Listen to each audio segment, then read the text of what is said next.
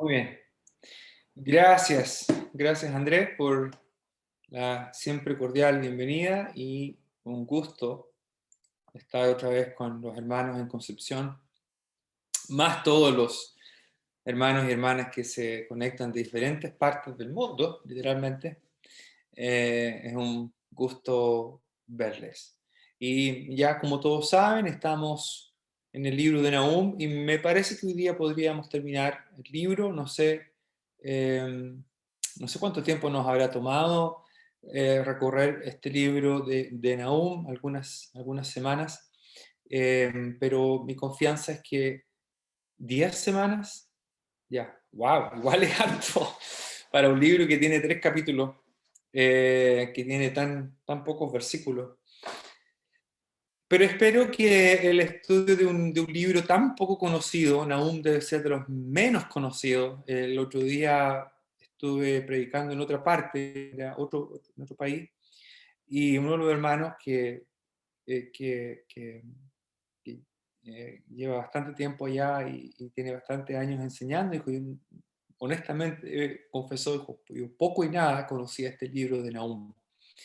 Así que bueno, yo estaba ahí mismo, ¿verdad? Hasta hace algunos par de años, quizás meses, tampoco conocía mucho de este libro de Nahum. Así que espero que ustedes ahora queden con un poquito más de material que nos sirva de, para nuestro crecimiento, ¿verdad? Espiritual. Estamos entrando al capítulo 3 de Nahum y estamos viendo ya los últimos versículos, nos quedan unos 10 versículos para terminar. Yo creo que podemos cubrirlos sin ningún problema y si nos queda tiempo, hacer a lo mejor un pequeño resumen. Pero yo generalmente soy optimista con el tiempo y a veces me pasa que no se cumplen mis pronósticos personales. Pero hoy día sí me gustaría poder terminar el libro como meta personal. Bien, voy a compartir mi pantalla para que leamos juntos el versículo. Vamos a leer el capítulo. Bueno, el capítulo 3 es un capítulo que está relatando de manera muy gráfica la caída de Nínive. Ya asumo que la mayoría de ustedes ya sabe de qué se trata este libro, no voy a ocupar tiempo en resumir. Y el capítulo 3 es una descripción de la caída de la ciudad, la entrada del ejército que se asume, se entiende, entre paréntesis, Nahum nunca nos dice quién es el invasor. Por la historia sabemos que son los babilonios. Pero el libro de Nahum no nos dice quién es el invasor, quién es este ejército que entra. Y eso es parte del mensaje del libro. Realmente el mensaje de Nahum, aunque del punto de vista histórico quien toma Nínive son los babilonios con los medos, el libro de Nahum deja muy en claro que no solo Babilonio históricamente, pero el libro de Nahum deja en claro que es el Señor el que está en contra de Nínive. Hay 2 versículos muy importantes aquí en el libro de Nahum, en los cuales el Señor dice, heme aquí, estoy contra ti. Eso es lo que hace de la caída de Nínive algo absolutamente inevitable, algo irreversible. Dios está en contra. Y el capítulo 3 describe a la ciudad, hablamos bastante de esto, la descripción gráfica se describe a Nínive como una mujer ramera, como una mujer hechicera, de esta manera seducía a las naciones, de esta manera engañaba a las naciones, pero el versículo 5 otra vez dice, el Señor estoy contra ti, y lo que fue alguna vez una ciudad poderosa, impetuosa, que llamaba a la admiración, llena de gloria, ahora dice el Señor que la va a poner en una situación de vergüenza, ¿verdad? A los reinos descubriré tu vergüenza. Miramos algunos pasajes interesantes en el Nuevo Testamento, donde especialmente en Apocalipsis se ve algo similar con la caída de la gran Babilonia, allá en el libro de Apocalipsis. El versículo 7 dice: Nínive es asolada, ¿quién se compadecerá de ella? ¿Dónde te encontraré consoladores? Dijimos que el vocablo, el verbo aquí que aparece traducido consoladores, ¿verdad? Es un participio de la raíz naham, lo que sería nuestro equivalente a una N, a una especie de J y a una especie de una M, naham, de donde viene el nombre Nahum, la misma raíz que forma el nombre Nahum. Por supuesto, me parece a mí que esto es algo intencionado, no es casualidad que el autor ocupe esta misma raíz del hebreo bíblico para decir: ¿dónde te encontraré? No hay. No hay, y dijimos aquí que esta expresión no hay es muy relevante, la partícula de no existencia en el libro de Nahum es muy importante. En este caso, no hay de dónde, sería una especie de traducción. No hay de dónde para ti donde pueda encontrar consoladores. Una ciudad que no tenía fin, no hay fin a las riquezas. Ahora no hay dónde encontrar quien les consuele. Versículo 8 vamos a leer en adelante y vamos a intentar poder terminar. Hoy día eres tú mejor que Tebas, que estaba asentada junto al Nilo, rodeada de aguas, cuyo baluarte era el mar y aguas por muro. Etiopía era su fortaleza, también Egipto, y eso sin límite. Fut y Libia fueron sus ayudadores. Sin embargo, ella fue llevada en cautiverio. También sus pequeños fueron estrellados en las encrucijadas de todas las calles. Y sobre sus varones echaron suerte, y todos sus grandes fueron aprisionados con grillos. Tú también serás embriagada y serás encerrada. Tú también buscarás refugio a causa del enemigo. Todas tus fortalezas serán cual higueras con brevas, que si las sacuden caen en la boca del que las ha de comer. He aquí tu pueblo será como mujeres en medio de ti. Las puertas de tu tierra se abrirán de par en par. A tus enemigos fuego consumirá tus cerrojos. Provéete de agua para el asedio, refuerza tus fortalezas, entra en el lodo, pisa el barro, refuerza el horno. Así te consumirá el fuego, te talará la espada y te devorará como pulgón. Multiplícate como langosta, multiplícate como el langostón. Multiplicaste a tus mercaderes más que las estrellas del cielo, la langosta y su presa y voló. Tus príncipes serán como langostas y tus grandes como nubes de langostas que se sientan envallados en días de frío. Salido el sol se van y no se conoce el lugar donde están. Durmieron tus pastores, oh rey de Asiria, reposaron tus valientes, tu pueblo se derramó por los montes y no hay quien los junte, no hay quien los junte. No hay medicina, noten ustedes otra vez la expresión no hay, muy importante. No hay, al versículo 18 también, no hay quien los junte. No hay medicina para tu quebradura, para tu herida. Tu herida es incurable.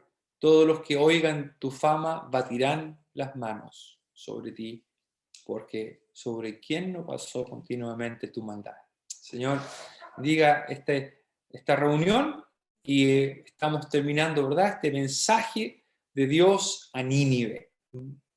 Nínive, un ejemplo del orgullo humano, de la maldad, de la crueldad humana.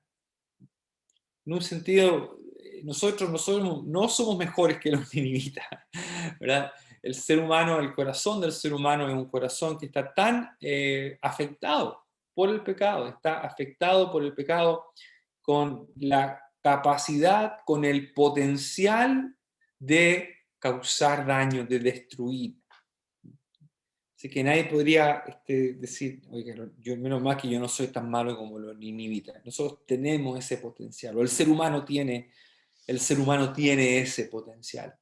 Ahora, el versículo 8 al 10, incluyendo el 11, el escritor va a ocupar el ejemplo de una ciudad egipcia. que aquí se coloca con el nombre de Tebas. Tebas. En hebreo, el nombre de esta ciudad es Lo Amón.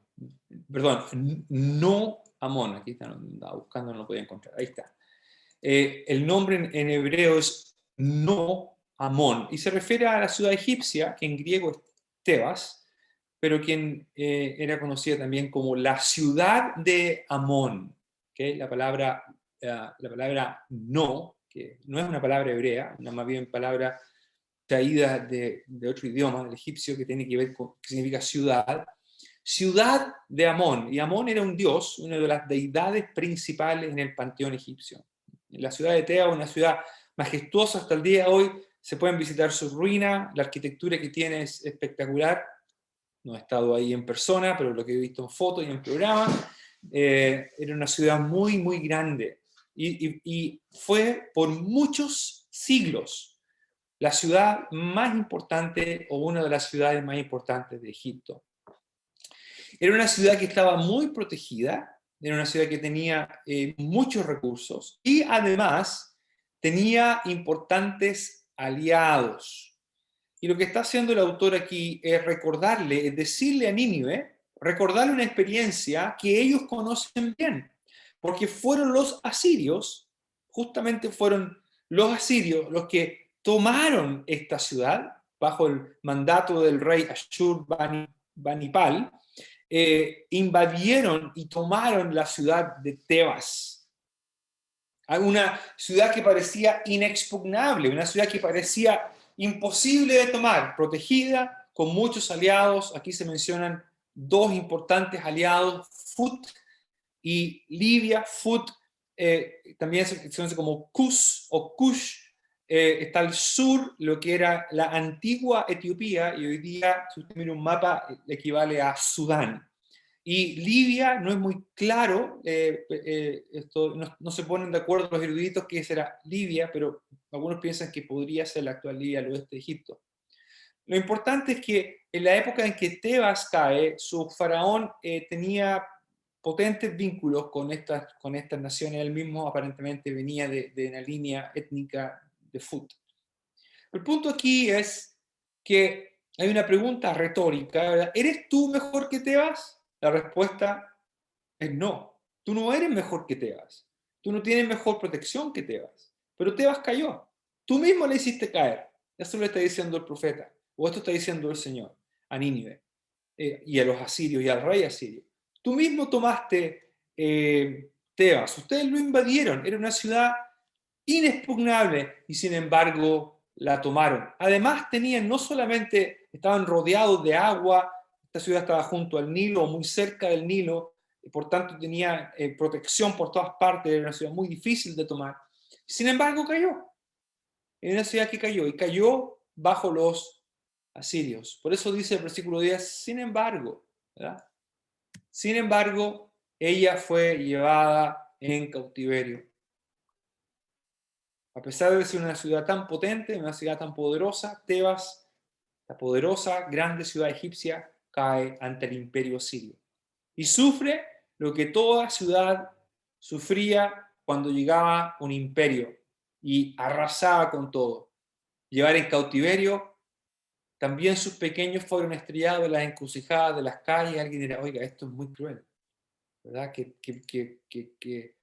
estrellen, que boten, ¿verdad? Tiren al suelo contra las calles de piedra, duras, etcétera, a los pequeños. Esta era una práctica común en el mundo antiguo, donde cuando se destruía una ciudad se aseguraban de que hasta aquellos que en algunos años más adelante podrían presentar una amenaza para quienes destruyeron fueran asesinados.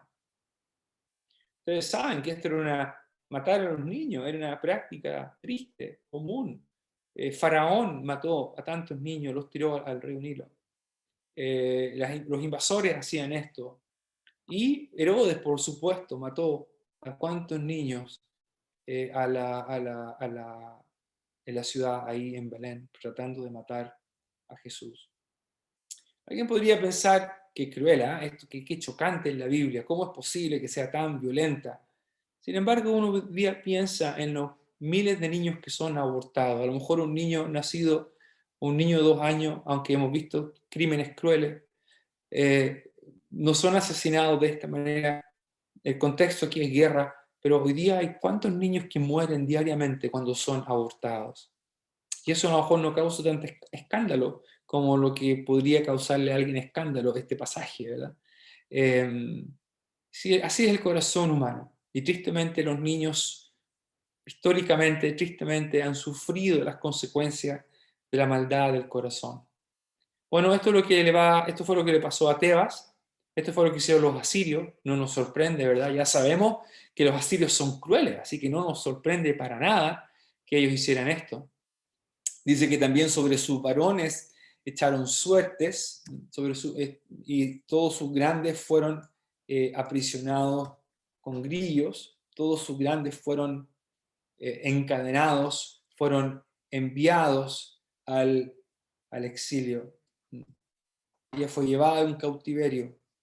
También sus pequeños fueron estrellados en la encrucijada de las calles. Sobre sus varones echaron suertes. Y todos sus grandes fueron aprisionados con grillos. Esto es lo que le pasó a Tebas. Ahora, aquí viene algo muy importante. Tú también serás embriagada. Luego, a la mitad del versículo, otra vez. Tú también buscarás refugio a causa del enemigo. Tebas entonces es presentada como un ejemplo para que se compare con Nínive. Nínive, tú también vas a experimentar lo que Tebas experimentó. Ahora, recordemos que el mensaje de Nahum debe ser entregado antes de que el imperio asirio empiece a declinar. Por eso es que hemos puesto una fecha posible para este libro, más o menos la entrega del mensaje, no necesariamente la escritura del libro, pero la entrega del mensaje puede haber sido alrededor del año 630, más o menos. La caída de Tebas fue en el año más o menos 660, creo que 662, 663, más o menos. Así que todavía está fresco lo que pasó hace 30 años atrás. Y todavía Nínive está en su apogeo, pero ahora el mensaje dice, tú también serás embriagada, tú también buscarás refugio a causa del enemigo. Aquí el embriagarse puede ser una referencia a la, obviamente, a la incapacidad del pueblo para defenderse. Un comentarista hablaba de que aquí puede ser una referencia a la ira de Dios de la cual ellos van a beber. Acuérdense que la ira de Dios constantemente es presentada como una copa que se da a beber. Y un erudito sugería que aquí podría ser referencia a esa copa de ira que los asirios están bebiendo. Pero la figura también sirve para recalcar la incapacidad de un ejército para defenderse. Ustedes saben lo que pasa cuando una persona está embriagada. Cuando está embriagada no puede defenderse, está incapacitada, su cuerpo no responde, no puede pelear, obviamente no puede pelear. Tú también serás embriagada, tú también serás embriagada. Tú también buscarás refugio. Esto es altamente irónico. Tú también buscarás refugio a causa del enemigo. Eran todos los que eran los demás pueblos los que buscaban refugio de los asirios. Eran ellos los que buscaban esconderse de los asirios. Pero ahora son los asirios los que están buscando refugio a causa del enemigo. Otra vez, noten ustedes que nunca el profeta menciona la nación que está invadiendo y que está atacando. No menciona al ejército, no dice que es Babilonia, no dice que son los medos.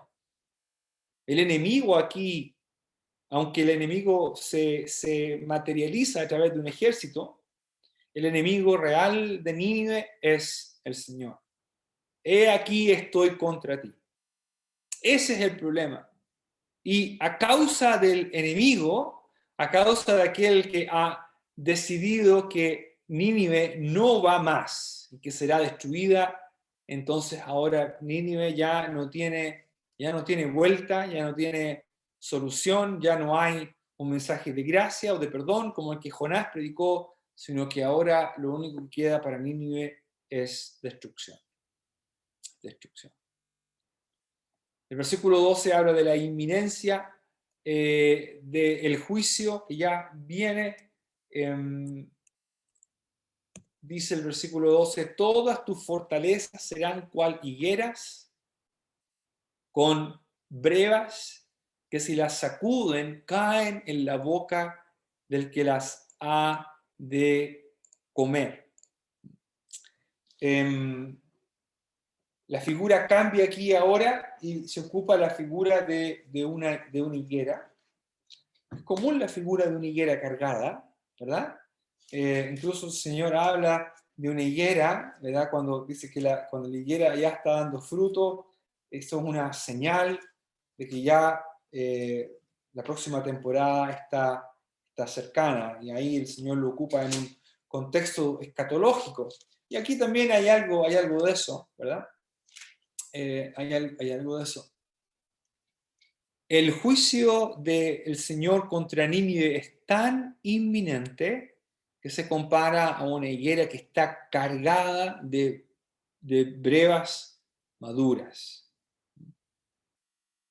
Así de inminente es, así de seguro es. Están tan maduras que uno sacude y caen en la boca del que las ha de comer. Como que alguien está sacudiendo el árbol con la boca abierta esperando que las brevas caigan en su boca. Así de inminente es el juicio. El vocablo comer es un vocablo que ha sido ocupado aquí ya en el libro de Nahum, ¿verdad? Se ha hablado de devorar a los adversarios, se traduce en otras partes como en el versículo 8 del capítulo 1, más con inundación impetuosa, consumirá a sus adversarios.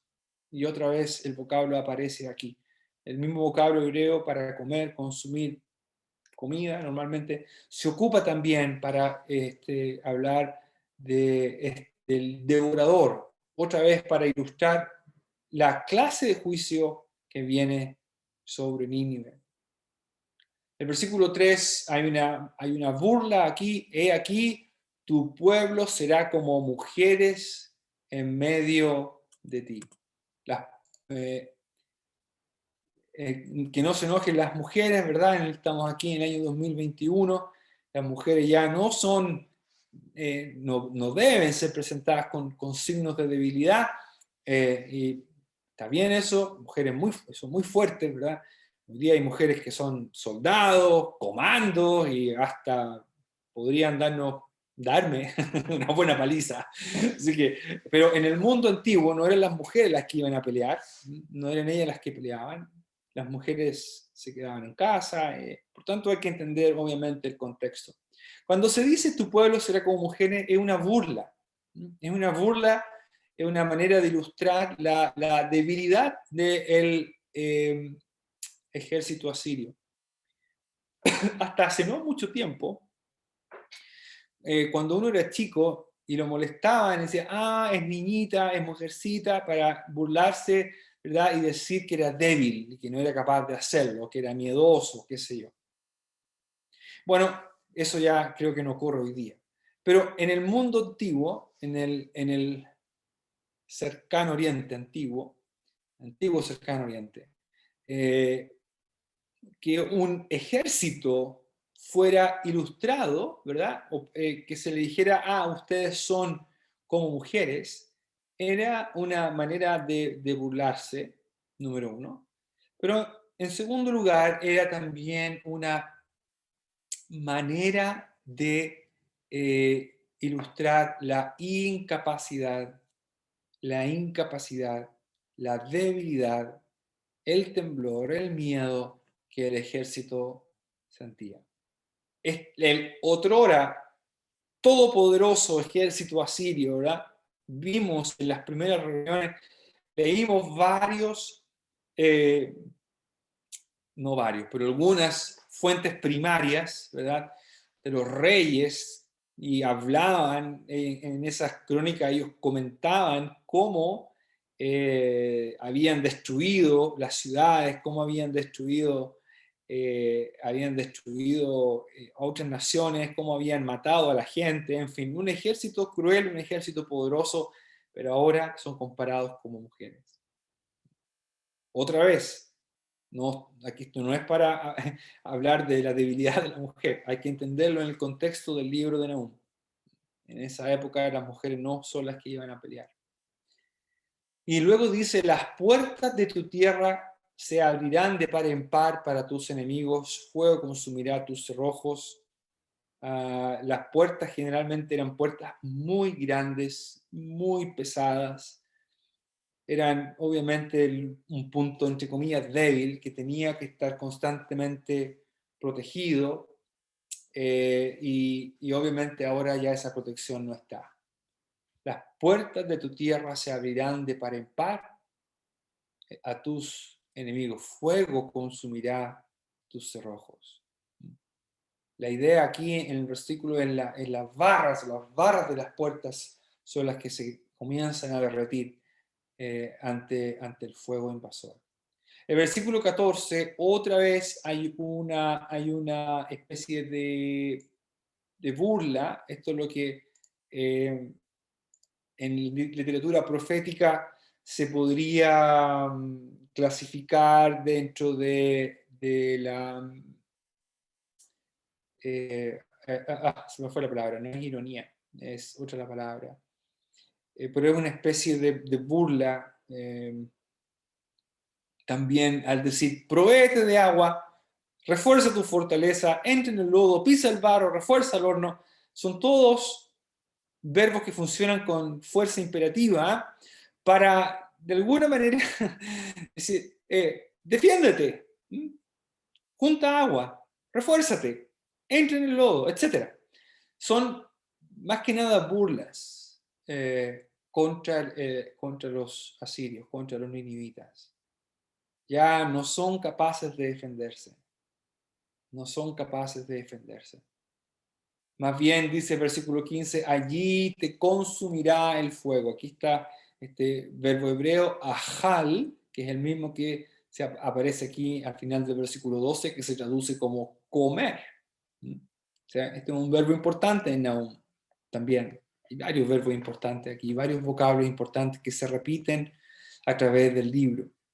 De verdad, en el versículo 12 se grafica a Nínive como una higuera cuyos higos o brevas están tan maduros que están por caer para ser devorados. Habla de la inminencia del juicio que viene sobre Nínive. Ahora el versículo 15 es mucho más explícito y dice, allí te devorará, allí te comerá, el mismo verbo, allí te comerá, allí te devorará el fuego.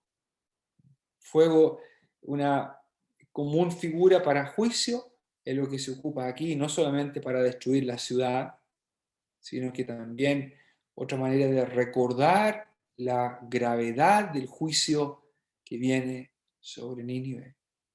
Allí te consumirá el fuego, te talará la espada, te devorará como pulgón. Ahora la figura, otra vez el verbo ajal, aquí otra vez dice te devorará, en este caso el pulgón, y la figura pasa ahora a la figura de una figura del campo, ¿verdad? De la agricultura, dando a entender que todo lo que le está ocurriendo a Nínive es de un daño monumental, es de un daño irreversible, consumidos como fuego. De la misma manera en que la langosta se multiplica para devorar, que eso es lo que hace la langosta, ¿verdad? Eso grande, no sé, no me acuerdo ahora, no creo que es enjambre la palabra, creo que es otra, de langosta. Las langostas son muy destructivas y cuando pasan, ¿verdad? Pasan, destruyen todo a su a su alrededor.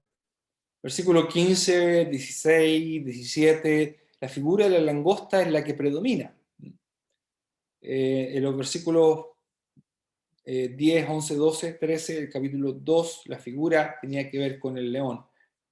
Pero aquí la figura es de la langosta, que no se aplica, por una parte se aplica a los enemigos, pero también se aplica a los asirios, especialmente a los líderes. Y el versículo 17 dice: tus príncipes serán como langostas, tus grandes como nubes de langostas que se sientan envallados en día de frío, pero salido el sol se van. Aquí el énfasis tiene que ver con la ausencia de liderazgo para defender la ciudad. El rey se ha quedado solo, como va a enfatizar el versículo 18. El rey se ha quedado solo, los líderes son como langostas que están ahí mientras hace frío, no se mueven, pero apenas sale el sol, se van. Esa es la idea aquí. La rapidez con la que huyen los príncipes, los grandes, los líderes, los que eran parte de este reino, ya no pueden ayudar al rey, no ofrecen ninguna clase de protección.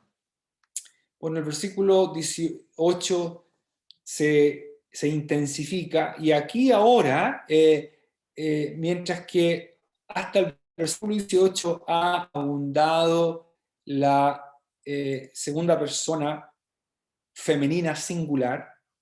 Acuérdense que en hebreo la forma, hay una forma femenina y masculina para el pronombre personal en segunda persona, tú. En otras palabras, hay un tú masculino y hay un tú femenino, ¿verdad? Y aquí hasta ahora ha abundado el tú femenino. En el versículo 17, por ejemplo, cuando dice tus príncipes, ese tú es femenino, refiriéndose a la ciudad de Nínive. Tus príncipes serán como langostas, tus grandes, otra vez, femenino, segunda persona, femenina singular, como nubes de langostas, pero en el versículo 18 ahora cambia a la segunda persona masculina singular.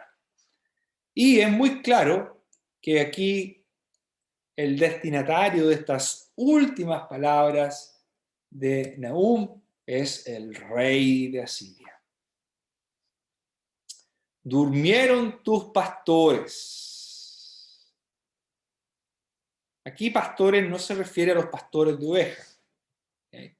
Los pastores en el mundo antiguo, o la figura de un pastor, era comúnmente usada para hablar de un rey o para hablar de los líderes. Y en este caso, los pastores de Asiria se refiere a los mismos que son presentados como langostas anteriormente. Los pastores son aquellos que gobiernan junto al rey. Y el profeta dice: rey de Asiria, tus pastores se durmieron. Obviamente esto es muy interesante, entre paréntesis. Generalmente el Salmo 23 se presenta como, ¿verdad? Se toma en cuenta como un pastor. Jehová es mi pastor. Me da la impresión de que ahí la figura no es la de un pastor de oveja, aunque la figura puede encontrarse allí, pero me parece que David está pensando de Yahvé como su rey. Yahvé es mi pastor, él es mi rey, quien me cuida, quien me protege. Y de hecho la figura del Salmo 23, cuando hacia el final del Salmo habla de la casa de Yahvé, aderezan mesa, algunos dicen que cambia la figura de la oveja a una persona. Bueno, quizás realmente siempre, nunca está en vista la idea de una oveja, sino más bien de un vasallo que está bajo la protección de un rey. Bueno, eso entre paréntesis, ¿no? Porque los pastores eran una figura que se asociaba también a los reyes. Y dos cosas aquí, ¿verdad? Que los pastores se duerman. Usted sabe qué pasa si los pastores se duermen, ¿verdad? Si los pastores se duermen, las ovejas se dispersan o las ovejas son robadas o son matadas. Aquí entonces quiere decir que los pastores ya, el hecho de que se durmieron, es que son incapaces de proteger. Pero también podría ser, el hecho de que se diga que se durmieron, podría ser una referencia que ya han muerto. Están muertos. El dormir de los pastores aquí podría ser una referencia a todos los líderes, a todos los importantes, los valientes, los nobles. Toda la... Acuérdense que un rey no estaba solo, un rey tenía un consejo, un rey tenía un concilio, un grupo que estaba cerca de él, tenían ministros, generales, en fin, todos esos son los pastores, pero se durmieron, ya no están disponibles, ya no son capaces de defender. Otra vez aquí, tu pueblo se derramó por los montes, tu pueblo se derramó por los montes. Este vocablo derramar es un vocablo importante en Nahum, también aparece hacia el principio del libro.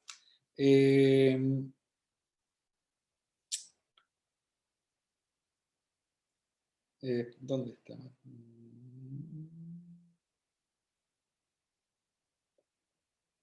Se me perdió el versículo.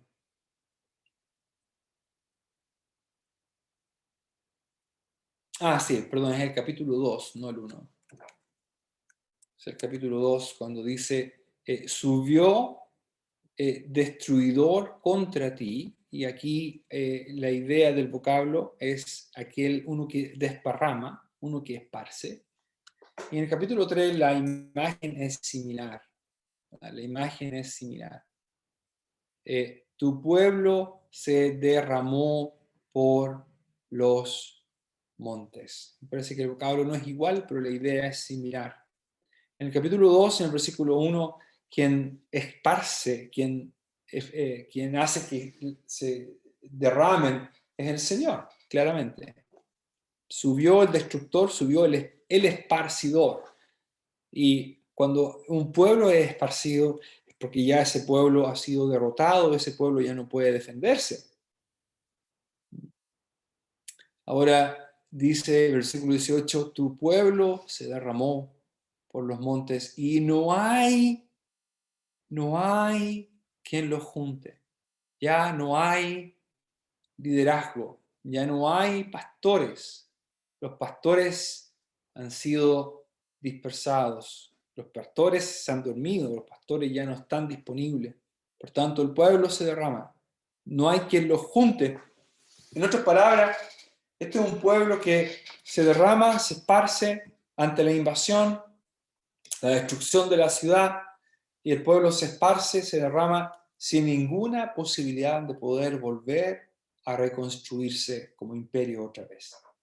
La destrucción de Nínive es absoluta, la destrucción de Nínive es inminente, es absoluta, es irreversible. No hay vuelta atrás para la ciudad de Nínive. Y por eso que en el versículo 19 abre con esta palabra tan importante que hemos enfatizado en estas reuniones, esta pequeña palabrita llamada partícula de no existencia, no hay. Y en este caso, no hay medicina para tu quebradura. Qué triste, ¿eh? Es triste. Y es triste pensar en una ciudad como Nínive que experimentó, ¿verdad? Que experimentó el perdón del Señor. Ante el mensaje del profeta Jonás, la ciudad respondió, pero ahora dice, no hay medicina. Nínive está desahuciada. Tengo por lo menos dos queridas hermanas en pantalla que son enfermeras. Imagínense que tengan que decirle a alguien, no hay cura para tu herida. Es muy triste eso, ¿verdad? O que un médico tenga que decir, no hay cura para tu herida. Tu herida es incurable, no hay medicina, no hay remedio, Nínive. Ya no hay ninguna posibilidad de que puedas ser sanada. Tu suerte está echada, tu destino está sellado, solo queda esperar que ocurra. Ahora, estos son buenas noticias, que son terribles noticias para Nínive, son buenas noticias para muchos, ¿verdad? Dice, todos los que oigan tu fama batirán las manos. La NBI dice, todos los que sepan lo que te ha pasado celebrarán tu desgracia. Literalmente batir las manos es aplaudir, ¿verdad? Van a aplaudir. Los que sepan de lo que te pasó van a aplaudir. La destrucción de Nínive, la destrucción y desaparición del imperio asirio significó que muchas naciones y muchas personas fueron libradas de un yugo pesado. Alguien podría pensar, oiga, pero al ratito después vinieron los babilonios. Sí, es cierto, vinieron los babilonios, pero eso es otra historia. Y especialmente para Judá era relevante saber que Asiria no era el poder más grande, que el Señor es el poder más grande, que Asiria no es indestructible, que no hay ninguna nación que esté por encima de Dios. Este es el mensaje de Nahum, este es el mensaje que Judá tiene que creer. Este es el mensaje que la iglesia tiene que escuchar hoy día.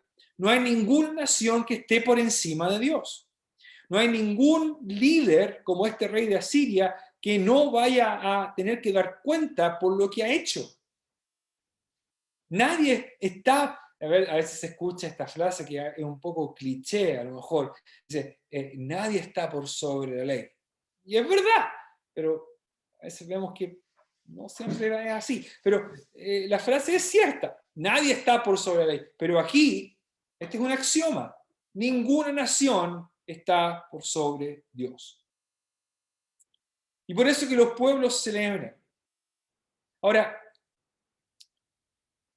en la Escritura, y especialmente en el Nuevo Testamento, se invita a los creyentes a no buscar venganza, a no vengarse de sus enemigos. ¿Por qué? Porque el Señor dice, mía es la venganza, yo daré el pago. La iglesia se caracteriza por no pelear. La iglesia no pelea, en el sentido de no devolver el daño que recibe.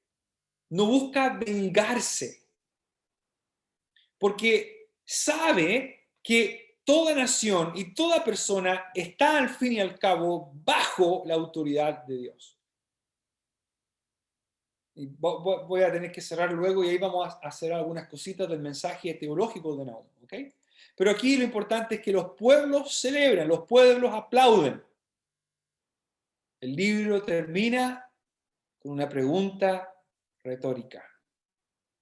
El libro termina con una pregunta. El libro termina con una pregunta. Porque ¿sobre quién no pasó continuamente tu maldad? Y esto es muy interesante. El vocablo pasar, ¿verdad?, que está aquí, la raíz hebrea avar, pasar, ya ha sido usado aquí en el libro de Nahum también. Y se habla del Señor como aquel que va a pasar. La idea es como la de un torrente, como la de una inundación, versículo 8 del capítulo 1, más con inundación impetuosa consumirá a sus adversarios y tinieblas perseguirán a sus enemigos, como una inundación que va pasando y destruyendo, consumiendo a sus enemigos. Ellos van a recibir el pago. ¿A qué se debe todo esto? A que prácticamente, o dice, ¿sobre quién no pasó continuamente tu maldad? La NBI dice, pues, ¿quién no fue víctima de tu constante maldad? La característica particular de Nahum es que es el único libro, junto con Jonás, que terminan con una pregunta. De los 12 profetas, y me parece que de la Biblia, me parece que del Antiguo Testamento, no estoy seguro de ese último dato, pero por lo menos de los 12 profetas, y me atrevería a decir de los profetas en general, Nahum y Jonás son los únicos que terminan con una pregunta. Ahora, usted mira, oiga, la coincidencia. No, difícilmente es coincidencia. ¿Cómo termina Jonás?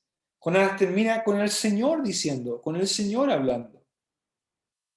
Nahum también termina con el Señor hablando. Dice el versículo 11 de Jonás 4, ¿y no tendré yo piedad de Nínive? Voy a ponerlo aquí en la pantalla. Dice, ¿y no tendré yo piedad de Nínive, aquella gran ciudad donde hay más de 120,000 personas que no saben discernir entre su mano derecha y su mano izquierda, y muchos animales? Sí termina Jonás. Termina con el Señor expresando su compasión. Pero ahora Nahum termina de una manera muy diferente. También con una pregunta. ¿Sobre quién no pasó continuamente, constantemente? No estamos hablando de una escaramuza una vez a las 500, estamos hablando de una forma de vida, una constante manera de actuar, una manera de entender su existencia como imperio, como nación. Era pasar con maldad por sobre otros. Bueno, aquí termina Nahum. ¿Cuál es el mensaje de Nahum? Pues Nahum son buenas noticias y malas noticias. Las buenas noticias es que Dios está en control, que incluso los imperios más poderosos, los hombres más ricos del mundo, hoy día no leí la noticia, solamente lo vi, creo que en Emol, que es la página que yo veo para noticias siempre, en Emol creo que es donde salía de que el nivel de millonarios aumentó, a pesar de la pandemia, hay más millonarios. Y uno dice, pucha, los que tienen plata tienen acceso o solución para todos sus problemas. Hasta cierto punto eso puede ser verdad, tendrá más acceso a otras cosas. Pero hasta los hombres más ricos del mundo, que se sienten quizás tan poderosos, tan intocables, no, no, no están fuera del dominio y la autoridad de Dios. Ningún ser humano puede escaparse. Ningún ser humano va a poder vivir de manera siendo cruel o abusivo sin recibir la justa retribución de su maldad, a menos que se arrepienta y el Señor le perdone. Eso es posible. Pero Dios está en control, incluso los imperios más poderosos del mundo. Las dictaduras, los imperios que abusan, los países que abusan, aquellos gobernantes que se atornillan al gobierno y abusan de otros, se enriquecen a costa de los demás. Todo eso tendrán que darse cuenta ante Dios un día. Todos ellos están bajo el control de Dios. Nada escapa al control divino. Fue Babilonia quien destruyó Nínive, pero Nahum nunca menciona a Babilonia. Es el Señor, el agente que está en contra. Es el Señor quien está tomando cartas en el asunto. Es el Señor mismo. He aquí, yo estoy contra ti. Pero de la misma manera en que Babilonia no se menciona como el agente destructor, de la misma manera Judá es un agente pasivo. Judá no hace nada. Judá no es llamado a pelear. Judá, el Señor le dice, vayan a pelear y yo les voy a dar la victoria. Eso pasó en la historia de Israel, pero este no es el caso. Judá es solo un espectador. Por eso es que pienso que, ¿verdad? Cuando en el versículo 1 y el versículo 9 dice, ¿qué pensáis contra Jehová? ¿Verdad? Lo dijimos en su momento, que esa expresión, ¿qué pensáis contra Jehová o contra Yahvé? Bien puede tener el sentido de, ¿qué os parece el Señor? ¿Qué pensáis de Él? ¿Cuál es el concepto que tenéis? El mensaje de Nahum tiene como propósito convencer, persuadir a la audiencia de Judá de que ellos son incapaces de derrotar a un imperio como el imperio asirio, pero que el Señor está de parte de ellos. Ellos son meros espectadores. Un poco lo que pasó con Israel cuando iba a cruzar el Mar Rojo, ¿verdad? Y Moisés les dice, ustedes estaréis tranquilos, porque Jehová es el que pelea por vosotros. Judá es llamado a mirar. Y ojalá que esto anime a Judá a que su cosmovisión y su concepto del Señor cambie. Que dejen de ver a Dios como un Dios pequeño, un Dios que está controlado por las circunstancias, atado, encadenado, imposibilitado por las naciones. No, no es así. Es Dios el que está por encima de todo. Y eso sigue siendo cierto en el día de hoy. Dios sigue estando en control. Dios sigue siendo soberano. Dios sigue siendo la máxima autoridad. Nadie hay quien pueda pasar por encima de él. Así que el mensaje de Nahum, por una parte, tiene que animarnos a recordar de que todas las injusticias que vemos en este mundo, que nos frustran tanto, todas esas cosas no van a durar para siempre. También es un mensaje potente para predicar el Evangelio y decir que nadie nunca jamás va a poder salirse con la suya. Así que es mucho mejor, obviamente, sería terrible que alguien de la audiencia aquí, Dios le diga, aquí estoy contra ti. Más bien los creyentes descansamos en lo que el apóstol Pablo escribe a los romanos, dice, si Dios es por nosotros, ¿quién contra nosotros? Qué gran diferencia, qué tremenda diferencia. Estoy contra ti, dice el Señor, estoy contra el cruel, estoy contra el injusto, estoy contra el orgulloso, estoy contra aquel que hace de las cosas sus dioses, estoy en contra de aquel que peca constantemente, cruelmente, que abusa de otros, que es todo el listado de cosas que podríamos decir. Yo estoy en contra de eso. El apóstol Pedro lo dice, Dios está en contra de los soberbios. Pero a los creyentes Pablo dice, si Dios es por nosotros, ¿quién contra nosotros? Muy bien, vamos a orar para terminar. Padre, te damos gracias que hemos podido terminar este pequeño libro de Nahum, corto en su extensión, pero no corto ni insignificante en su mensaje. Más bien, su mensaje que nos recuerda de tu grandeza. Aprendíamos en las primeras reuniones del Señor como aquel guerrero divino que va y pelea por los suyos, aquel cuya presencia no queda inadvertida ni queda ni queda sin ser afectada cuando Él pasa. Los montes, el Carmelo y el Basán y todas aquellas áreas fértiles se secan ante la pasada de aquel que es el creador, sustentador, glorioso, majestuoso y omnipotente.